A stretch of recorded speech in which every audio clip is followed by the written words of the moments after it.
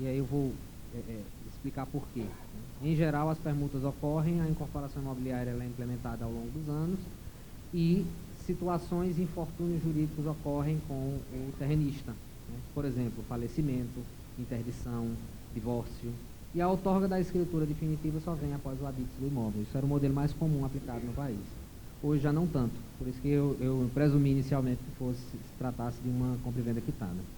Né? Mas também dentro dessa situação é possível, sim, ser feito, né? Contanto que se estejamos diante de um compromisso de compra e venda, de um compromisso de permuta do terreno para as futuras implantação da incorporação imobiliária e a construção das futuras unidades, né? Contanto que haja uma sessão pública. Eu acho que a estruturação do negócio, né, ele deve se dar através de escritura pública com recolhimento do imposto de transmissão, mesmo que seja uma cessão de direitos. Então, havia um compromisso do empreendedor de dar e de construir unidades, né, de uma permuta com reserva de domínio, né, para honrar com suas obrigações decorrentes do compromisso da permuta, e cujo titular, o beneficiário dessas unidades, é o terrenista, né? Então, havendo previsão no contrato de permuta, entendo que cabe sim o direito de se fazer a cessão, exceto se o contrato de permuta vier a vedar esse tipo de prática. Mas oriento que isso ocorra através de instrumento público, essa cessão se dê através de instrumento público, né? Não conheço de nenhum precedente no sentido de se vai desvirtuar para ele, ele terrenista, a aplicação, né, da isenção do ganho de capital numa situação como essa, porque ele efetivamente não chegou nem a receber a unidade. Então, precedente do CAF ou mesmo dos tribunais, né, até mesmo no STJ, eu desconheço, né? Mas, do ponto de vista jurídico, prático, é possível ser feito, a única orientação é que se dê a título público.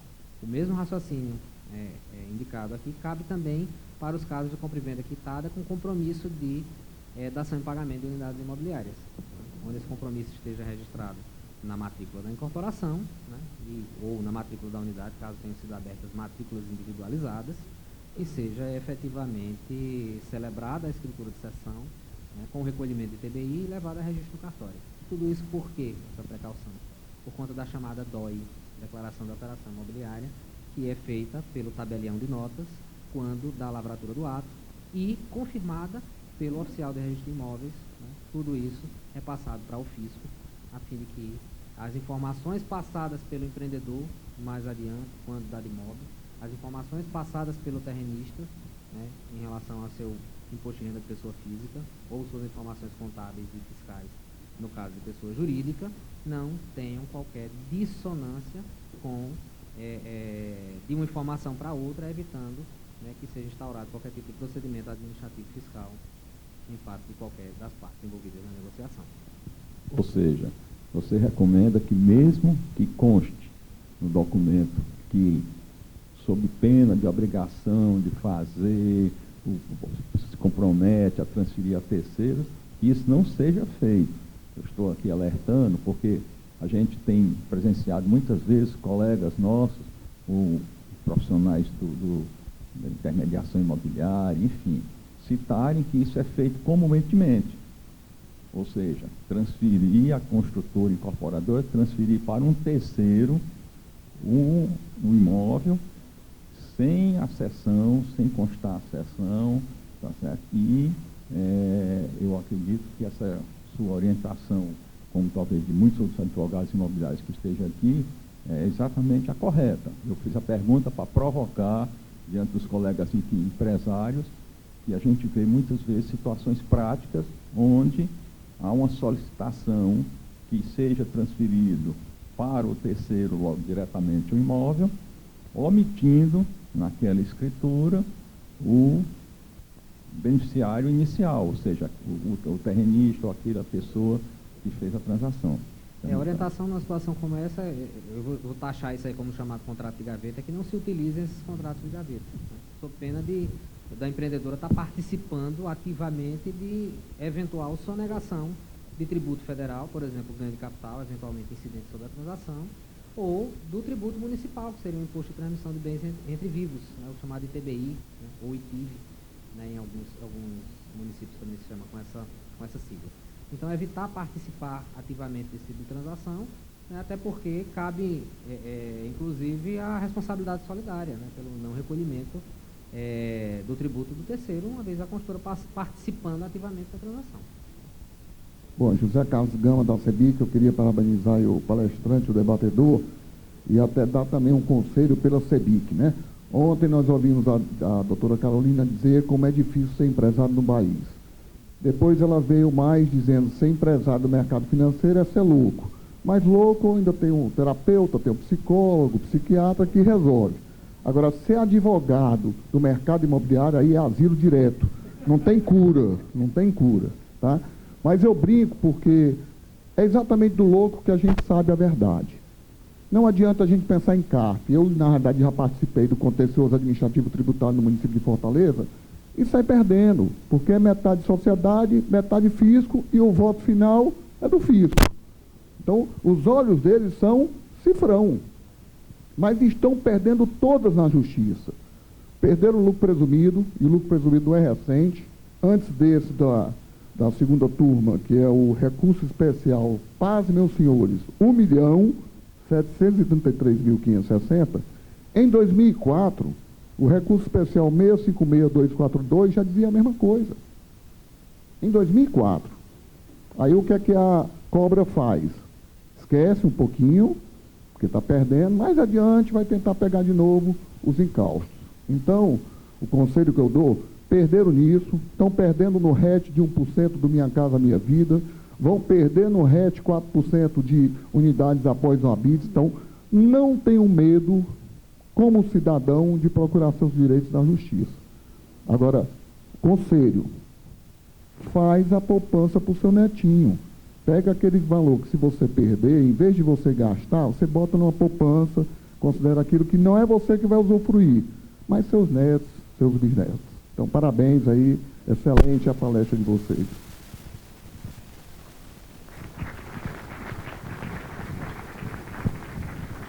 Nosso tempo está extrapolado já, então agradeço doutor Saulo, doutor Sérgio, pela explanação. Parabenizo mais uma vez, acho que deixou muito claro aqui alguns temas que são muito caros, né, no direito imobiliário e do mercado imobiliário como todo. Vou passar a fazer a entrega dos certificados ao palestrante e ao debatedor e fazer o encerramento desse painel para que nós possamos continuar nossas atividades aqui no seminário. Agradeço a todos também pelas que foram muito qualificadas. Então, boa tarde a todos e declaro encerrado esse painel.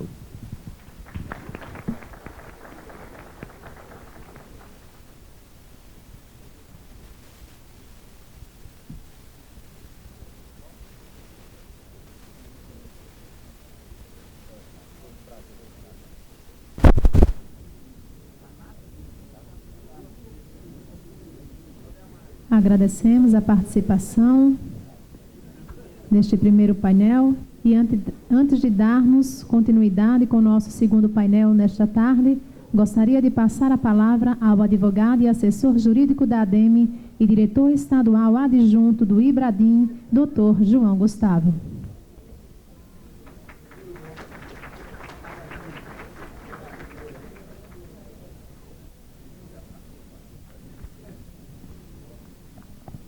Boa tarde a todos.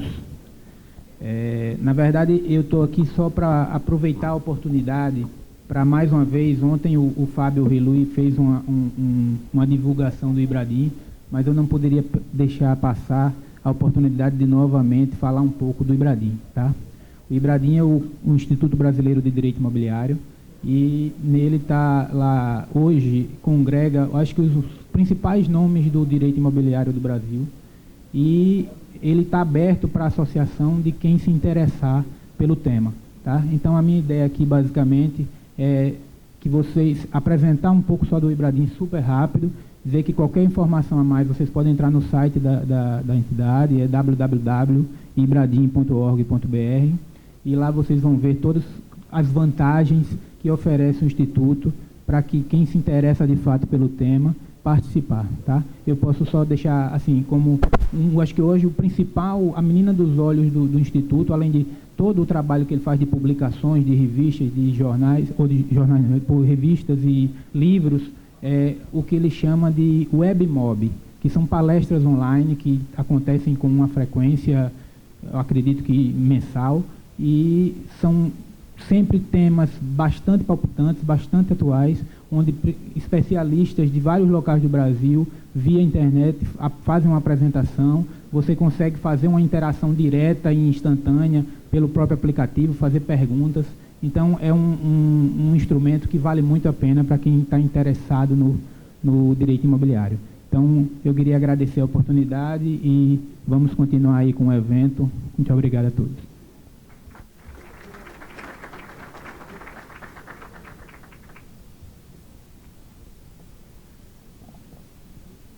Dando continuidade ao nosso seminário, teremos agora o nosso segundo painel desta tarde. Convido como debatedor deste painel o advogado Dr. Hugo Bentes. Como moderador deste painel, convido o vereador Chico Holanda Filho. E para falar sobre licenciamento ambiental em áreas urbanas, convidamos o advogado Dr. Marcos Sais. Com a palavra, o moderador deste painel, o vereador Chico Holanda Filho.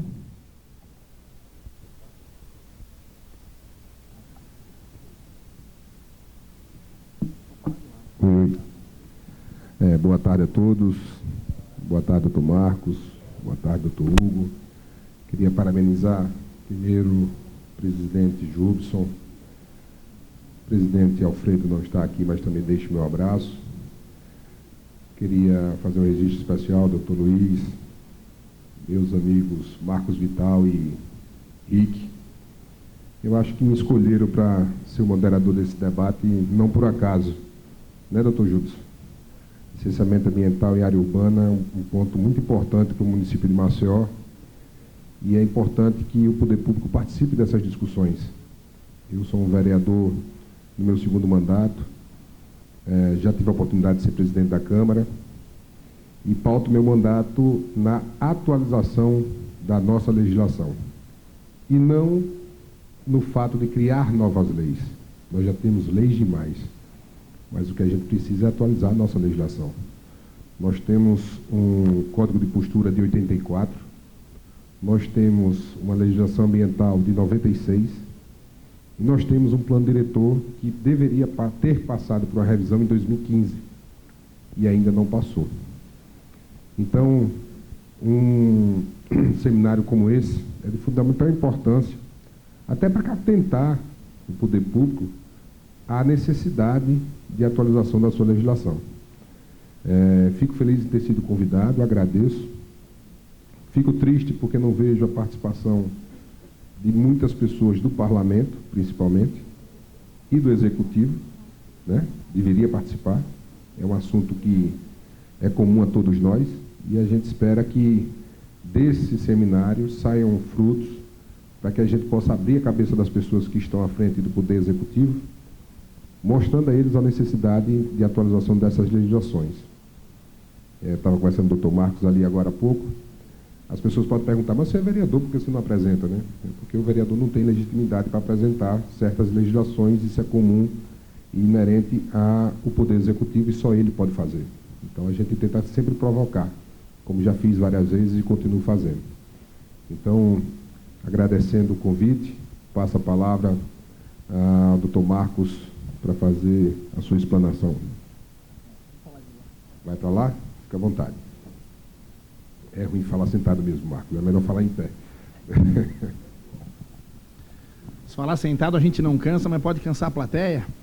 Então vou falar em pé, porque zero meu tempo ali, é 20 minutos, hein?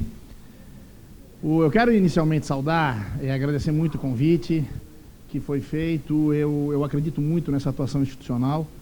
Essa semana realmente eu passei um dia em cada lugar tratando dessa questão do direito ambiental, porque acredito muito nessa situação. Discuti no sábado passado no Rio, terça-feira em São Paulo, quarta em Aracaju. Vim de Aracaju para cá de carro, passei pelo Rio São Francisco, conheci, foi uma viagem interessante. E quero agradecer, presidente Julson, o convite que foi feito, e estar diante aqui, presidente Luiz Henrique, quem ontem tivemos a oportunidade de ter um agradável jantar, conhecer até gente que já morou em Santa Catarina. E dizer que é uma alegria e uma responsabilidade dividir a tribuna aqui, quando ontem meu presidente do Conselho Jurídico, o Gama, fez a palestra, os amigos, o Fábio, que também é do Ibradim, falou. Depois hoje aqui eu estou antecedendo o doutor Melim, que é um mestre para todos nós, e a Maia, a maior autoridade no assunto que tem de multipropriedade. A Caroline também ontem na palestra. E queria dizer da minha alegria de ver realmente um auditório tão cheio e de ter como moderador aqui, além do Hugo, que é brilhante advogado na área ambiental que vai debater, mas tem um moderador do Poder Legislativo. Passamos por um momento extremamente importante, vou falar um pouco sobre isso, e ter a presença do Poder Legislativo. E ontem ter aqui representante do TJ, ter aqui representante do Poder Executivo Estadual, ter aqui o Procurador-Geral de Justiça do Estado. Eu quase falei Procurador-Geral da República, porque depois do discurso dele eu queria que ele virasse realmente o PGR. Brinquei com ele, eu dei aula 10 anos do Ministério Público, eu falei, você é tão bom, mas tão bom que nem parece, né, do Ministério Público. E tô brincando, viu, já alerto, mas não é gravado não, né, o evento, é bom? Então retiro, edita, por gentileza.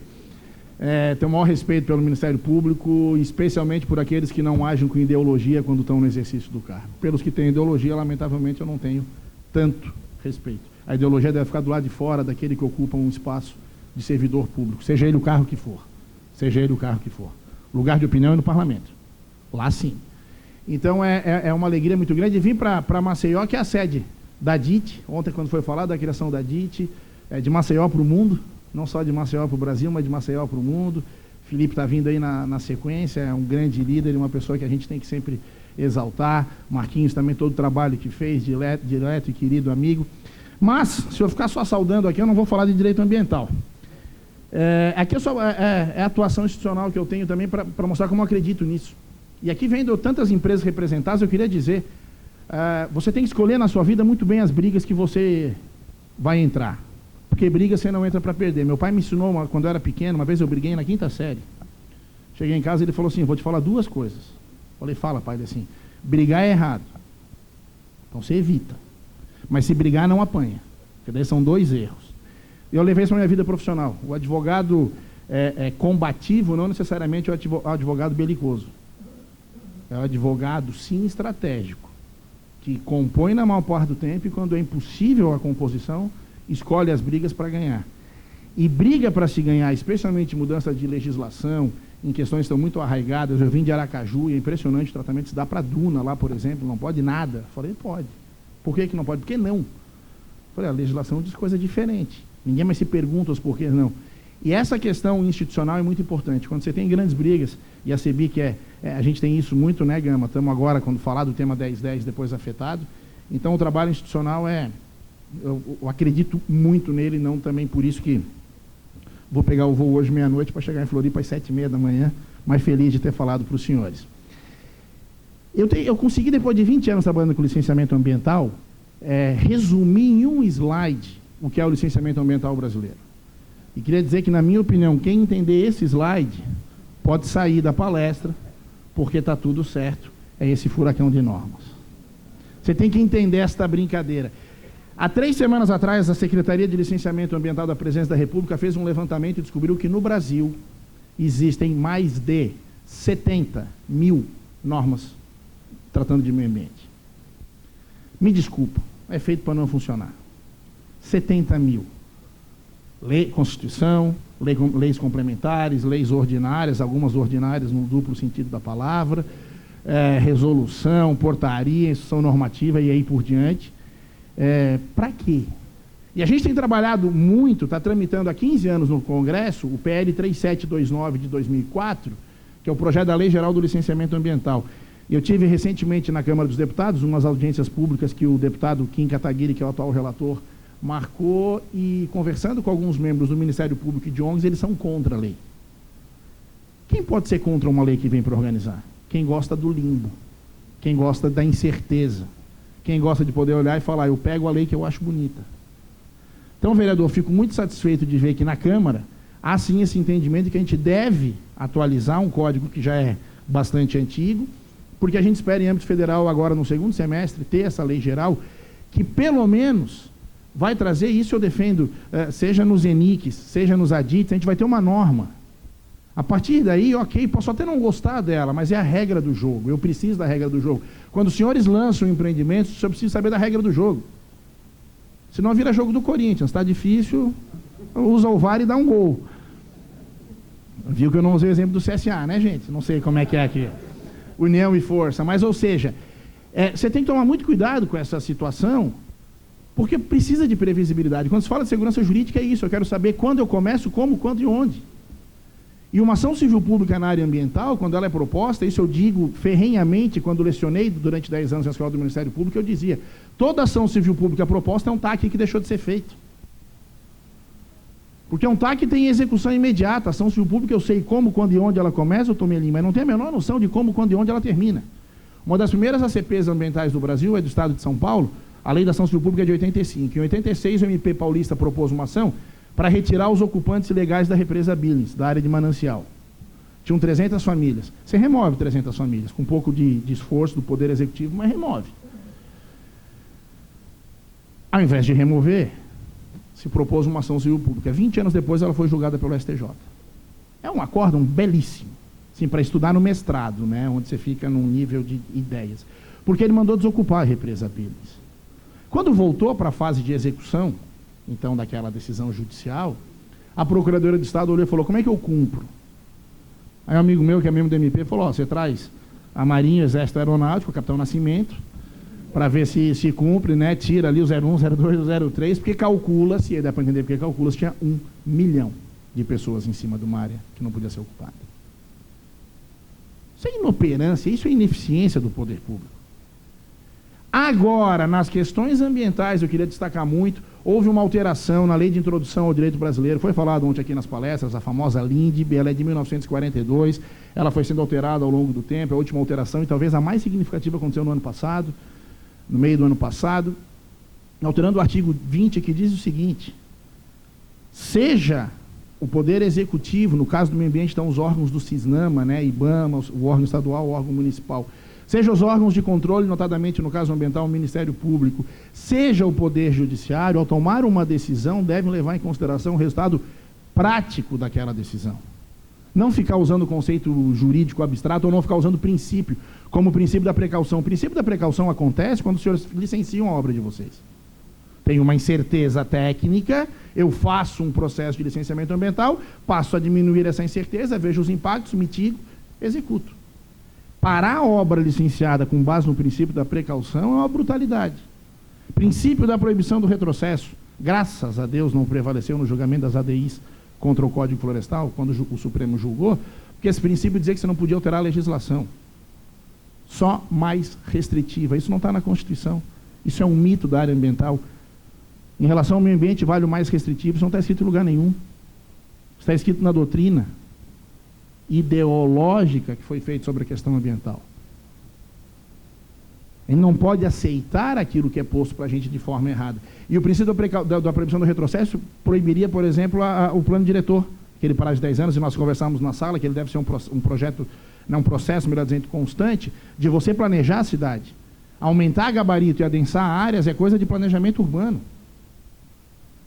Então, hoje, e eu vejo, vendo um auditório repleto de formadores de opinião das pessoas que elegem os políticos que aí estão, por vereador Chico Filho ter sido eleito, ele teve que receber votos, às vezes eu me impressiono como um setor produtivo aceita aquilo que é imposto contra ele para parar suas obras.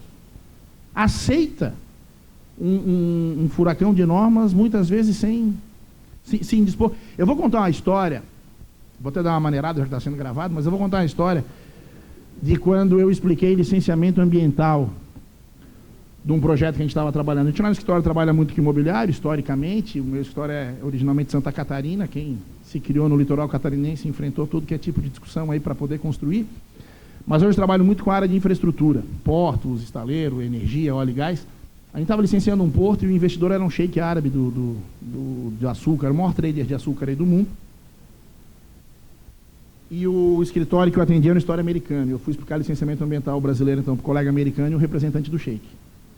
Foi o maior barato. Daí eu cheguei para ele e falei, ó, o teu empreendimento ele causa significativo impacto ambiental, então eu tenho que passar pelo EIA-RIMA,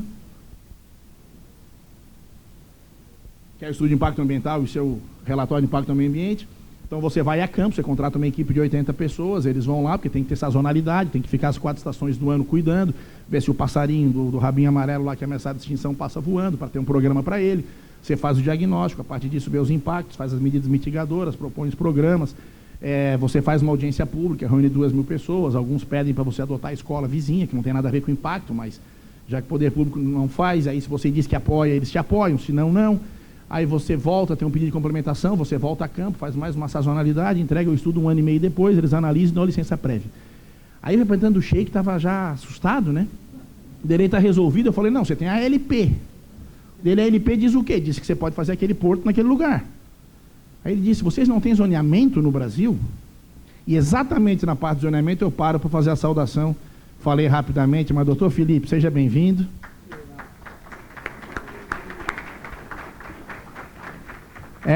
Grande parte das minhas andanças que eu faço hoje, até trabalho na Lei Geral do Licenciamento, e os trabalhos institucionais que a gente faz são baseados no trabalho que o Felipe fez.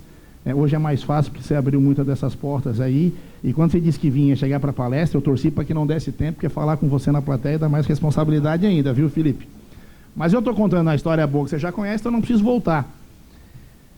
Ganhou a LP. Então, ele está resolvido, eu falei, não, você tem que pré-LIR, assim, o que tem que fazer? Você cumpre condicionante, você faz o projeto executivo, você faz o plano básico ambiental, são 85 programas que você tem que atender, por meio físico, biótico, socioeconômico, você faz a adoção da educação ambiental, passado 8 meses, de um pedido de complementação depois, eles dão a licença de instalação. Daí ele olhou já regalado, foi a vez do colega americano, e aí está resolvido? Eu falei, não. Aí você tem que, nesse momento, ir para a licença de operação. Dele, mas para que a licença de operação? Não, depois para ver se você fez conforme estava licenciado. Aí ele me olhou e falou, mas alguém não faz?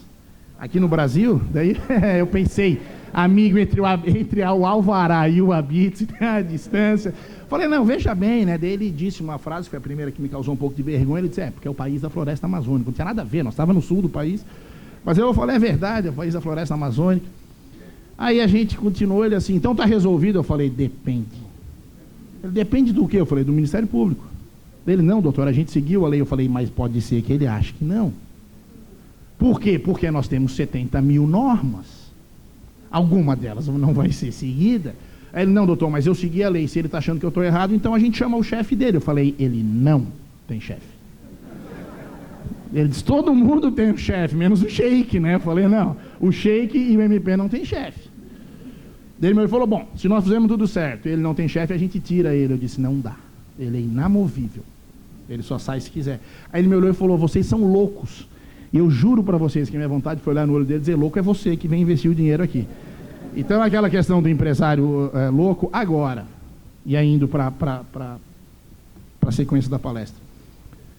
Quando você faz o estudo ambiental, você faz o diagnóstico, para poder prever exatamente os impactos, as medidas mitigadoras, compensatórias e de controle, maximizar os impactos positivos e minimizar os negativos. Os senhores, como empreendedores, têm a obrigação também de saber fazer um diagnóstico.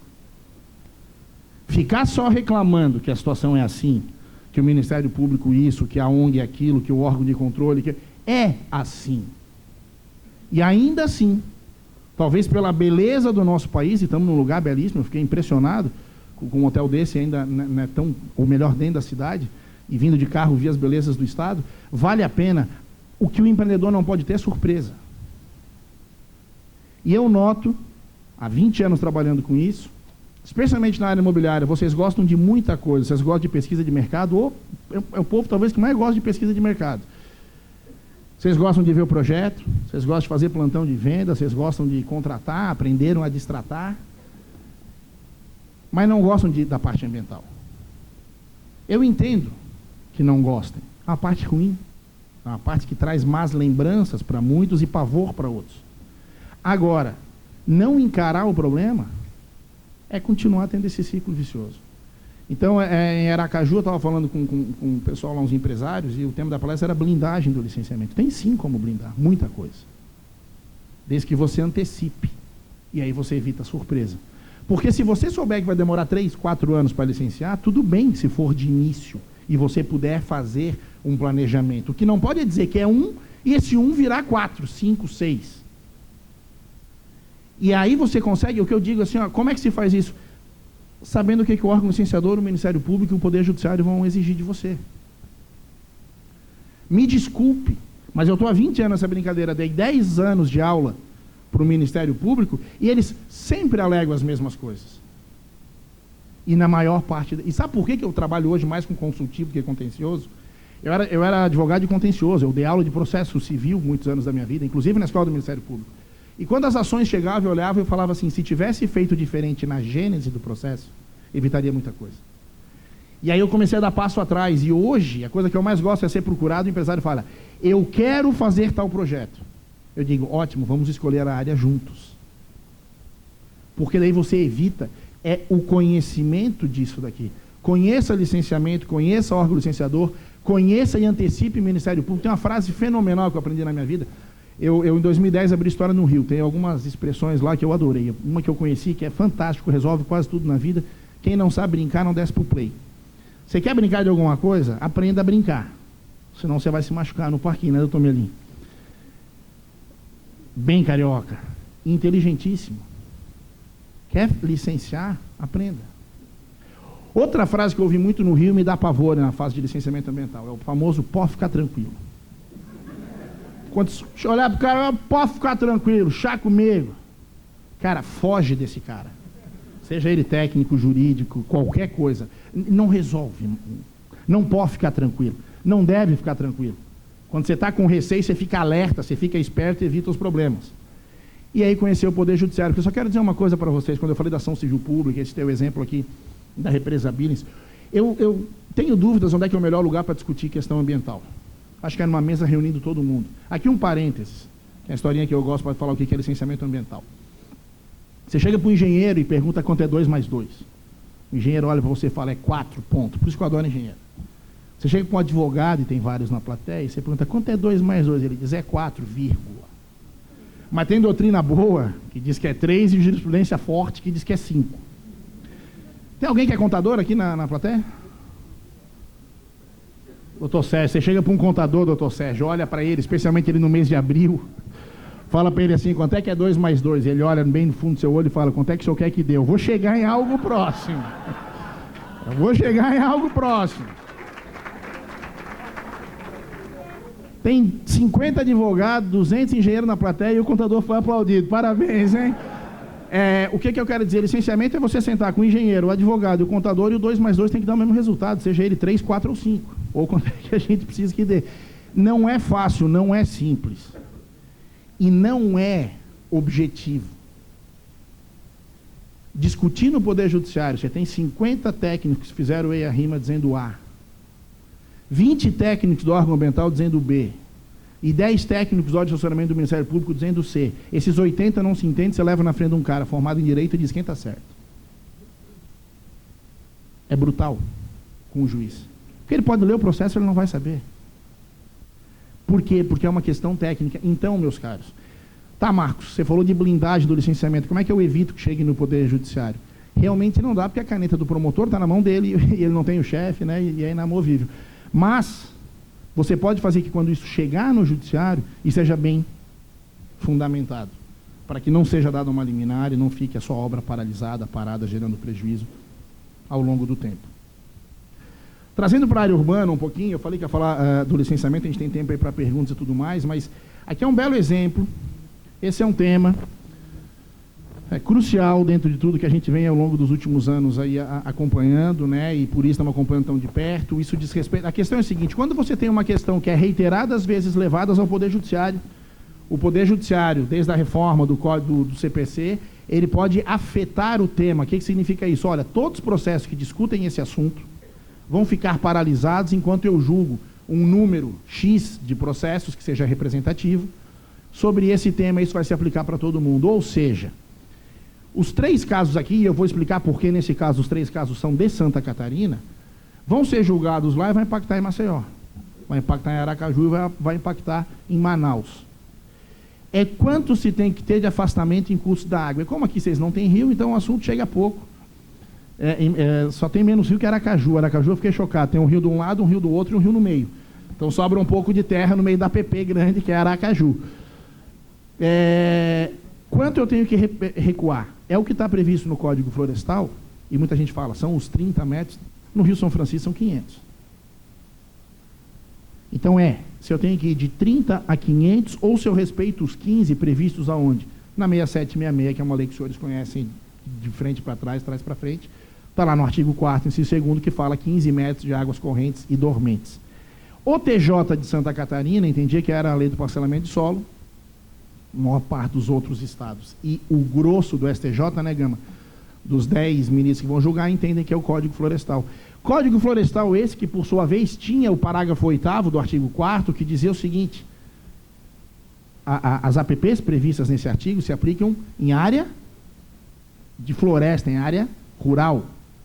Em área urbana vai ter outro regramento. Então o presidente, à época, vetou. Vetou por quê? Como é que se faz política, vereador? É com pressão. A sociedade tem que saber pressionar. E aí eu queria dizer, caminhando pelo Congresso, e Felipe, se não concordar, fique quieto, se concordar, faça assim.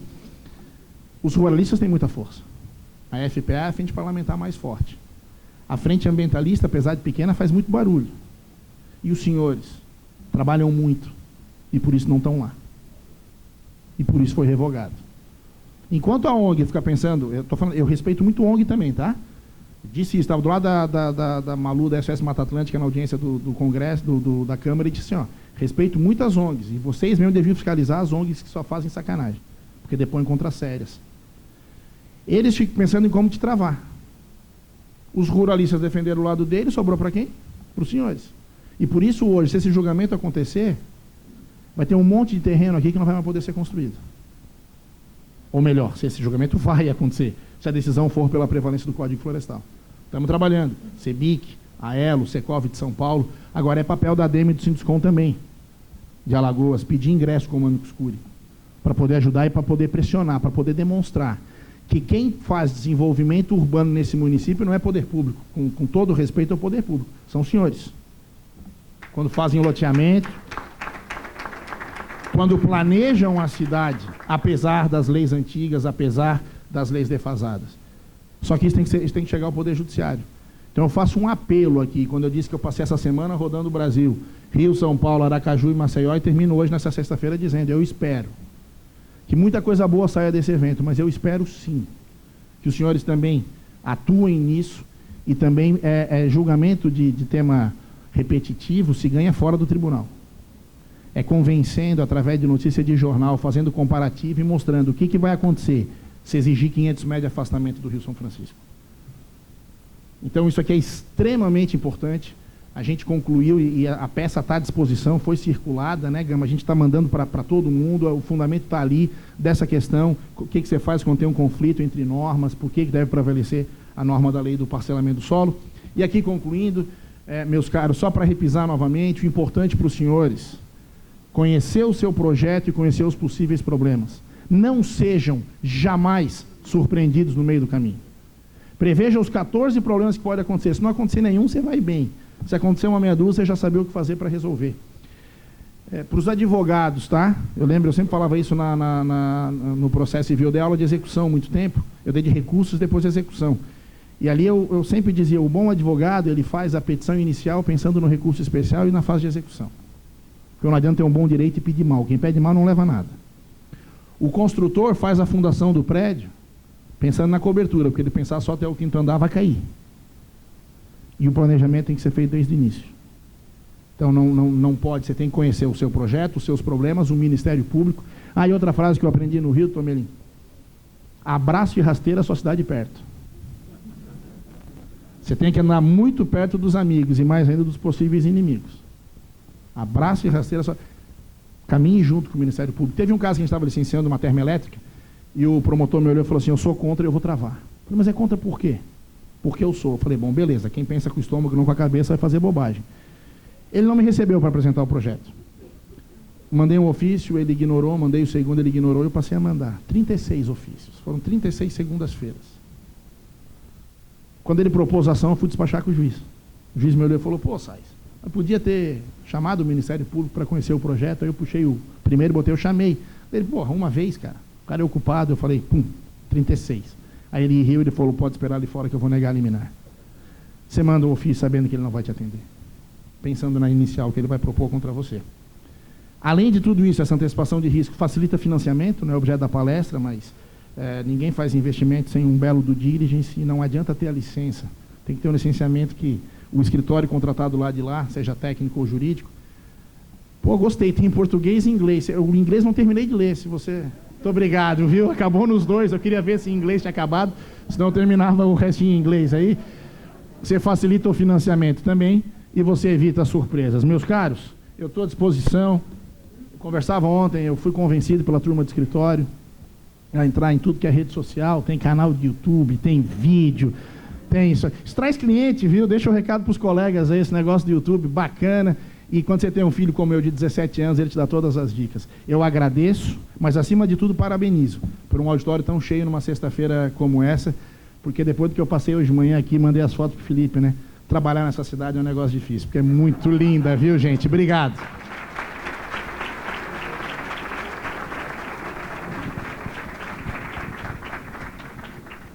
Agradecer, doutor Marcos. Pena que o amigo vai viajar ainda hoje, né? Não tinha muito mais coisa para ver aqui na cidade do nosso estado. Passo a palavra ao debatedor, doutor Hugo Bentes. Boa tarde a todos. Inicialmente, eu gostaria de agradecer ao presidente da ADEM, doutor Jubson, e Luiz Henrique pelo convite para participar aqui desse debate. Mais uma vez, muito esclarecedora a palestra do doutor Marcos, como sempre, é exatamente isso. Eu estava até brincando com ele mais cedo, se ia ter de novo esse slide do furacão do que é o licenciamento ambiental, porque é exatamente desta forma. E queria aqui trazer alguns pontos mais práticos para a gente tentar elucidar algumas dúvidas e tentar diminuir esse furacão para ver se a gente consegue entender alguns pontos. E só complementando, Marcos, a questão do shake árabe, daquela história do shake árabe, eu acho que faltou uma licença, que eu acho que só no Brasil existe esse tipo de licença, que é a autorização de supressão também. Que você recebe uma licença prévia, uma licença de implantação que te permite iniciar as obras, mas não te permite suprimir. Você tem que tirar uma autorização de supressão específica para suprimir uma vegetação que já foi autorizada a sua construção naquele local. Então, isso daí é um negócio meio inacreditável, mas é uma licença a mais que você tem que fazer num processo apartado, não pode ser junto com o processo da licença de implantação. Então, além disso, ainda tem que ter uma autorização de supressão. E, especificamente em casos de áreas urbanas, a gente tem alguns conflitos de normas. Dentre eles, o que a Constituição diz, tanto no artigo 30 quanto no artigo 182, é que plano diretor é a norma base da área urbana, ou seja, cabe ao município licenciar disciplinar sobre a ocupação urbana. A competência é privativa do município. E nós temos, ao mesmo tempo, inúmeras normas como unidades de conservação, criadas tanto por decreto como por lei, unidades pelo Estado que vai interferir na ocupação da área urbana, como própria área de preservação permanente. Quando você diz que a área de preservação permanente se aplica não só na área rural, mas na área urbana, uma cidade como Maceió, além de ter muitos rios, você tem lagoa. A área urbana em volta de lagoa, ela pode variar de 30 a 100 metros. Então é que você acaba bairros inteiros de Maceió tendo que dar um recuo de 100 metros, se a área for rural, para você ter qualquer intervenção nessa área urbana. Aqui em Alagoas nós temos também um caso bastante curioso, em Marechal Deodoro, especificamente, que é um município aqui vizinho nosso, onde o plano diretor permite a sua ocupação dentro da APA de Santa Rita, que é uma APA estadual, e o plano diretor, lógico, criado pelo município, em 2003, 2004, se não me engano. E ele permite o desenvolvimento de condomínios de lote, loteamento e edificações, parcelamento do solo. A APA de Santa Rita foi criada em 1984, se não me engano, mas o plano de manejo só veio em 2015, ou seja, posterior ao plano diretor. E o plano de manejo disse que não, em determinadas áreas daquela região, da área urbana, não se pode fazer empreendimento imobiliário. Em outras, a que permite, ela diz, pode fazer um empreendimento imobiliário, mas desde que o lote mínimo seja de 500 a 1.500 metros quadrados e a edificação tenha no máximo 7 metros de altura, um gabarito de 2 andares. Então, o que prevalece? O plano de manejo foi criado através de uma resolução do Conselho Estadual do Meio Ambiente. Ele vai prevalecer sobre o plano diretor ou não prevalece? Então é isso, Marcos. Era um questionamento que eu queria deixar para a gente ver se consegue responder. Um segundo ponto. As áreas onde o plano diretor permite que se ocupe como loteamento ou um condomínio de lotes. E o plano de manejo, criado novamente através da resolução, disse, não, naquela área não se pode ter nenhum tipo de edificação. Ou seja, ele diz que 100% de um imóvel, de uma pessoa, de um particular, não se pode ocupar, com nenhum tipo de atividade. Não é só empreendimento imobiliário, mas nenhuma atividade comercial, nada. Ele transformou uma APA numa APP, através de uma resolução do Conselho Estadual do Meio Ambiente. Então, com isso, nós temos assim, uma série de dificuldades para fazer o licenciamento ambiental no estado de Alagoas, como também no resto do Brasil inteiro. E o que é que a gente aprende principalmente aqui? As áreas que não são ocupadas regularmente acaba virando invasão. Isso é óbvio. Se você não ocupa a área, ela vai ser invadida. Ou por movimentos sociais, ou por movimentos sem terra, ou vai ser criada a favela mesmo. A nossa lagoa, aqui dentro de Maceió, toda a APP da nossa lagoa Mundaú é uma favela. Ou seja, não se permitiu a ocupação, hoje criou uma favela, já vai ser aplicado as hipóteses de ocupação de área de preservação permanente, que trouxe com o novo Código Florestal, como foi feito em São Paulo na represa Bilis, que permite a ocupação de APP, página, para regularização de invasões, para moradia de baixa renda. Ou seja, não se permite para a ocupação de empreendimentos devidamente regularizados, que tem que ter uma faixa mínima de preservação, mas permite a ocupação, a regularização, vamos dizer, das favelas nas áreas de preservação permanente. Um outro ponto que eu gostaria de discutir é justamente essa questão da APP em área urbana. O artigo 1º da Lei da Mata Atlântica, do Código Florestal, ele traz o conceito do que é APP. E me permita aqui só ler o que diz o artigo 2º. Que é APP? Qual é a função da APP? É uma área protegida, coberta ou não por vegetação nativa, com a função ambiental de preservar os recursos hídricos, a paisagem, estabilidade geológica e a biodiversidade, facilitar o fluxo urgente de fauna e flora, proteger o solo e assegurar o bem-estar das populações humanas. Se essa área de preservação permanente, dentro dos centros urbanos, não tiver essa função, você precisa respeitar, ela é considerada APP ou não é? Porque o conceito dela não se aplica mais. Nós temos aqui, na Barra Nova, a APP seria de 30 metros da margem da lagoa, por se tratar de APP em área urbana. Nós temos residência construída há 50 anos atrás, onde a água da lagoa encosta nas residências. Sendo que o proprietário do imóvel não quis construir, deixou 2 imóveis sem ocupação. Logo depois continua residência. Essas áreas, se ele quiser construir hoje, ela é considerada APP ou não é? Eu entendo que não seria, porque ela perde a função do que diz o artigo 1º e 2º. Ela perde a função da ecológica de ser uma área de preservação permanente. Então, o que nós temos aqui, os principais pontos, unidade de conservação criada por Estado e às vezes pela União, que nós temos aqui inúmeras unidades também, criadas, são geridas pelo ICMBio. E conversar com o ICMBio é basicamente impossível. Basicamente impossível você ter uma conversa que, no caso aqui do estado de Alagoas, nós temos a APA da Costa dos Corais, que ela vai mais ou menos da região de Pioca até Porto de Galinhas. É a maior APA do Brasil. E ela se restringia à área molhada, certo? Onde teria influência do mar. O ICMBio, através de instrução normativa, alterou o tamanho dessa APA e passou para a área do solo. Ou seja, todos os terrenos do litoral de Alagoas e de Pernambuco passaram a ser inseridos dentro da APA. Eu entendo também que isso não poderia, porque a legislação é clara. alteração de unidade de conservação apenas por lei.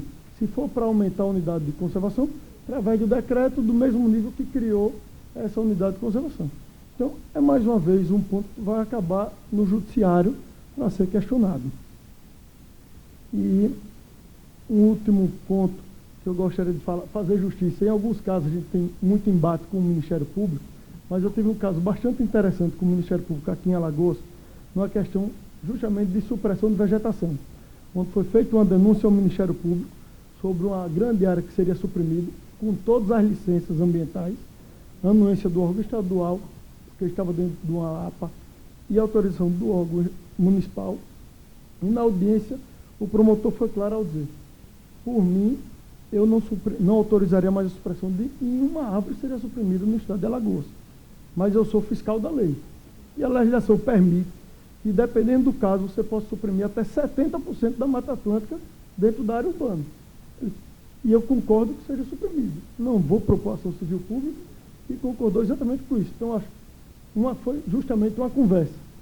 Ele chamou para conversar e está sendo resolvido administrativamente, sem necessidade de uma ação civil pública. Então, Marcos, queria jogar esses principais pontos. Conflito de plano de manejo de APA com plano diretor e essa questão das APPs em áreas urbanas. Se ela perdendo sua função ecológica, a gente pode considerar ainda como APP ou não. Bem, agradecer as palavras do Hugo e devolver a palavra aqui ao Dr. Marcos para os esclarecimentos dos questionamentos feitos. Vereador, a parte boa é o seguinte: eu vou responder tudo isso aqui como eu acho que tem que ser respondido e meia-noite eu vou embora. Não tem pressa, né? Vocês estão apressados aí? Estão querendo ir embora ou não? O Hugo fica aí, viu? Se depois não conseguir, a culpa é dele. E o que for de legislação, o vereador diz que resolve. Então, tá brincadeira. Parabéns aí pelas perguntas, meu caro, e mostra realmente a atuação aí diária, né? Que se tem na área. E eu só quero repetir o seguinte: a palestra em Aracaju teve as mesmas perguntas, a palestra em São Paulo as mesmas perguntas e no Rio as mesmas perguntas. Vão ser as mesmas respostas, eu tenho gravadas ali. Isso prova o que eu disse: os problemas se repetem. E por isso que alegar surpresa, porque também tem muito projeto ruim, que a culpa daí é o cara projetou mal, a crise. Não, o cara fez mal. Eu não consegui, o órgão ambiental não licenciou. O estudo era ruim. Então você tem que tomar esse tipo de cuidado. Sobre a APA, né, a gente já tinha, você tinha me adiantado aí o assunto, eu fiquei chocado. Tem um termo que vem sendo muito falado hoje em dia no Brasil, que é justiça ambiental. Tem juízes, ministros, desembargadores que falam da justiça ambiental. Eu não sei que cargas d'água é justiça ambiental. Até porque do Poder Judiciário eu não quero justiça. Porque se eu perguntar nesse auditório aqui o conceito de justiça, eu vou ter 50 conceitos diferentes. O que eu quero do Poder Judiciário é o que esse promotor fez. Aplique-se a lei. Porque a justiça faz o cara achar que é justo não cortar e não deixa a lei da Mata Atlântica, que é extremamente restritiva, diga-se de passagem, ter a supressão mediante a compensação. Então, isso é uma outra luta, e parabéns por terem, né, essa aproximação com o MP e com o Judiciário, porque cabe a gente falar isso também. Eu quero fazer só um rápido comercial do Ibradim, que foi feito, o nosso diretor estadual falou. Eu presido a Comissão de Direito Ambiental do Ibradim. A gente começou os trabalhos esse ano e eu disse: nós vamos fazer duas coisas esse ano. Lançar uma coletânea de artigos, porque a gente reclama, mas também quem está advogando pelo desenvolvimento sustentável, a gente escreve muito pouco, e a doutrina é feita por membro de Ministério Público e de Poder Judiciário. Então, se o doutor Melim chacoalhou a cabeça concordando, eu fico mais seguro ainda, doutor Melim. A gente vai fazer essa coletânea. O segundo é um curso de Direito Ambiental, é bastante prático, são 6 aulas, pode fazer o módulo 1, pode fazer o módulo 2, vai ser através da Faculdade Secov lá de São Paulo, e vai ter transmissão online. A Câmara da Indústria Imobiliária da CEBIC já está apoiando, vai chegar para todos os Sinduscons e ADEMES esse curso em um mês de novembro. Você começa e termina nesse mês, tem 60% de desconto para quem faz online e associado mais 20%, quer dizer, quase a gente paga para você nos ouvir.